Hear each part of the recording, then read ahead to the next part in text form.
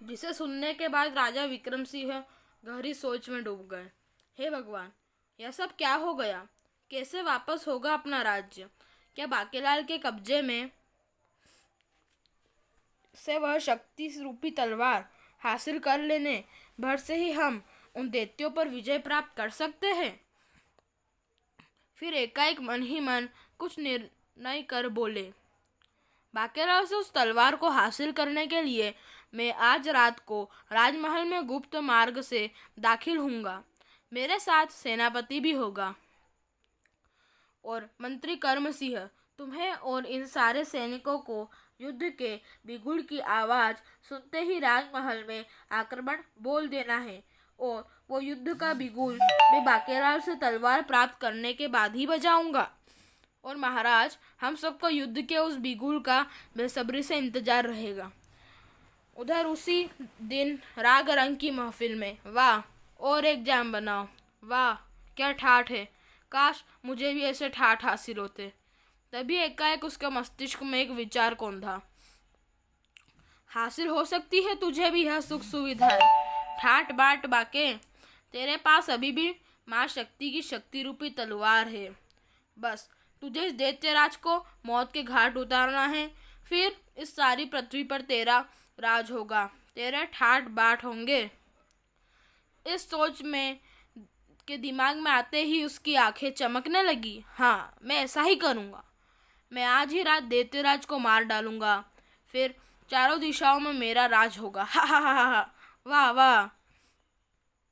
और फिर उसी रात बाकेलाल उस शक्ति रूपी तलवार के साथ दैत्यराज के शयन कक्ष तक पहुंचा और द्वार पर खड़े पहरेदारों को कुछ सोचने समझने या पूछने का अवसर दिए बिना ही मौत के घाट उतार दिया। खच्चाक, आई ई।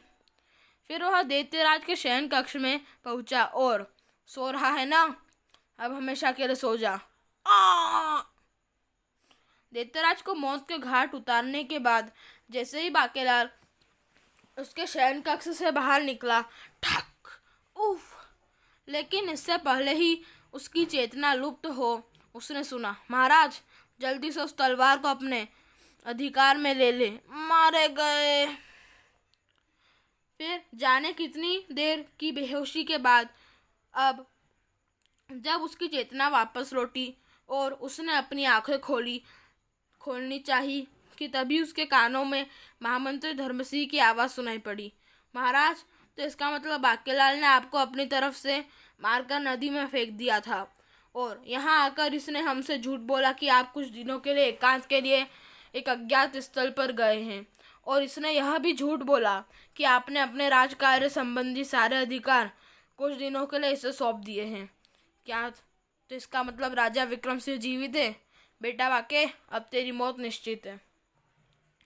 हाँ, इस धूर्त ने मेरे विश्वास का नाजायज फायदा उठाते हुए धोखे से मुझसे अपने नाम अधिकार पत्र लिखवा लिया था। महाराज, कुछ भी हो, इस बार आपकी जान इसी की धूर्तता के कारण ही बची है। क्या मेरी धूर्तता से इसकी जान बची? इसका मतलब हर बार की तरह इस बार भी मेरी योजना की टांग पहले ही टूट चुकी थी। क्या मतलब? महाराज, यदि इसने आपको बेहोशी कर नदी में न फेंका होता तो आप पृथ्वी पर होते, और फिर आप शिवजी के उस त्रिशूल से कतई नहीं बच सकते थे, जिसे दैत्यराज ने तपस्या द्वारा शिवजी को प्रसन्न कर कर प्राप्त किया था। फिर महामंत्री धर्मसिंह राजा विक्रम सिंह को शिवजी के त्रिशूल के बारे में बताने लगा, और महामंत्री की पूरी बात सुनने के बाद आंखें बंद किए पड़े बाकेलाल की बंद आंखों के सामने उस घटना का दृश्य घूम गया। जबकि तो यह था रहस्य उस त्रिशूल का। तो इसलिए शिव भगवान ने पाताल लोक के राजा देवव्रत को दर्शन देकर बताया कि वह 20 दिनों तक मुझे पृथ्वी पर न जाने दे, क्योंकि उन 20 दिनों तक मुझे पृथ्वी पर खतरा था। दामाद जी, यह पाताल लोक की क्या कहानी है? फिर राजा विक्रम सिंह पाताल लोक और उसके राजा देवव्रत के बारे में सब कुछ बताने लगे, और उसकी पूरी बात सुनते ही आंखें बंद किए जमीन पर पड़ा बाकेलाल मन ही मन मुस्कुराया, और फिर उसने आंखें खोली। मैं कहाँ हूँ? ओह, बाकेलाल को होश आ गया है। क्यों बाकेलाल, तुम्हें आश्चर्य तो हो रहा होगा मुझे जीवित देखकर, है ना? अवश्य महाराज, लेकिन मैं ऊपर वाले का लाख लाख शुक्र अदा करता हूँ कि आप जीवित हैं। और बको मत धूत, अपनी तरफ से तो तूने मुझे मारकर नदी में फेंक ही दिया था और अब चापलूसी करता है। हम अभी तेरी गर्दन उड़ा देंगे।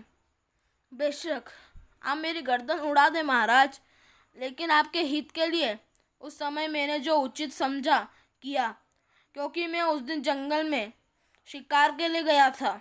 तो अचानक ही मैंने देखा कि दैत्यराज के सामने भगवान शिव प्रकट हुए और मैंने देखा कि शंकर भगवान ने दैत्यराज को वह त्रिशूल देते हुए कहा था कि विशालगढ़ के बाद ही तुम संपूर्ण पृथ्वी पर विजय पा सकते हो।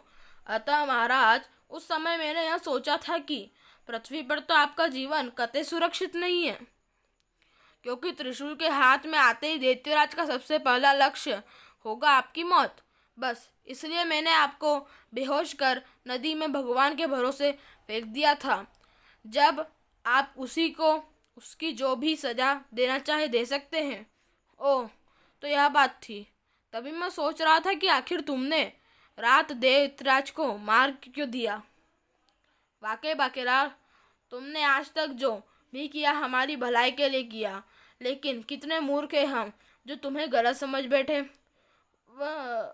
वो क्या है महाराज?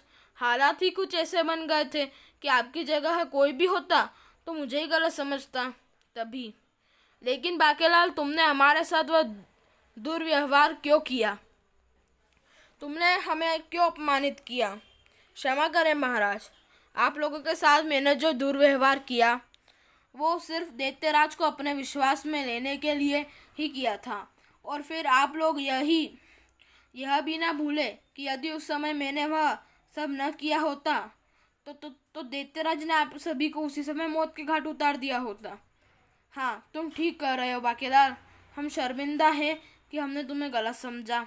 तभी एकाएक कुछ सोचते हुए महामंत्री धर्मसिंह बोले, लेकिन बाकेलाल, तुमने राजकोष से धन क्यों चुराया?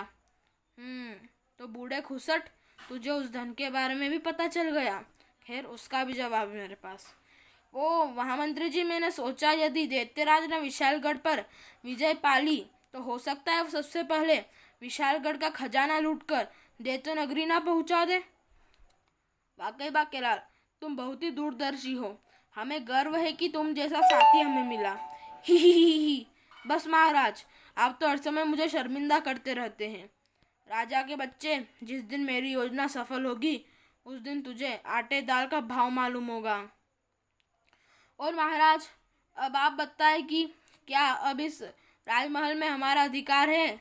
यानी कि हाँ, तुमसे वह शक्ति रूपी तलवार प्राप्त करने के बाद रात ही हमने दैत्यों को मार भगाया था। फिर उसी दिन शाम को बाकेलाल के सम्मान में एक और समारोह का आयोजन किया गया। बाकेलाल की जय, बाकेलाल जी की जय, जय बाकेलाल की। तो गाइस, ये वाला पार्ट यहीं तक था और ये कॉमिक अब ख़त्म हो चुकी है। अब हम अगली कॉमिक भी जल्दी अपलोड करेंगे।